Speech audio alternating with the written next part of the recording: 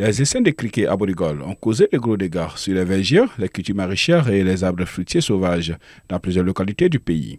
La présence des chenilles légionnaires d'automne a été observée également sur la culture du maïs, du mil et du sorgho dans les régions de Kaï, Koulikro, Sikasso-Ségou, Mopti-Gao, Kita, Bougouni, Koutiala et San.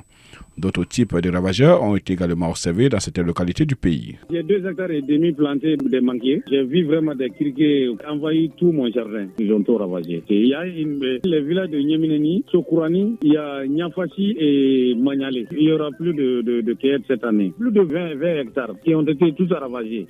La direction de la protection des végétaux affirme avoir lancé son plan de riposte depuis le début du mois de février, où des alertes sur les criquets aboricoles ont été signalées dans plusieurs localités du pays. Les premières apparitions ont été faites, ont été signalées le 6 février. Donc à partir du 6 février, vraiment nous on a commencé vraiment à nous organiser. Il y a des comités de veille vraiment qui ont été mis en place. Ensuite nous sommes en train vraiment d'élaborer des plans de riposte. Afin de stopper l'invasion des criquets, un dispositif a été mis sur pied par plusieurs pays. Il s'agit de la commission de lutte contre le criquet pèlerin dans la région occidentale, composée de 10 pays membres d'Afrique de l'Ouest et du Nord, que sont l'Algérie, le Burkina, la Libye, le Mali, le Maroc, la Mauritanie, le Niger, le Sénégal, le Tchad et la Tunisie. En outre, le nombre de pesticides répandus pour lutter contre les criquets crée des conséquences sur l'écosystème de ces pays déjà trop fragilisés par une importante désertification.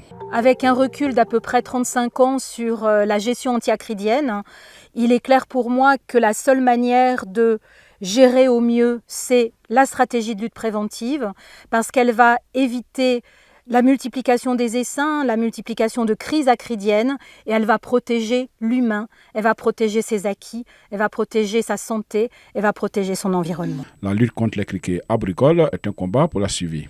Enrayer la propagation de ce fléau et sauver les moyens de subsistance des populations locales exige une mobilisation urgente et une solidarité sans faille. En perspective, selon le ministre de l'Agriculture, il est prévu en outre la poursuite des activités de surveillance des cultures, des récoltes, des pâturages et la lutte contre les nuisibles, l'appui conseil aux exploitants agricoles et la formation des brigades villageoises phytosanitaires.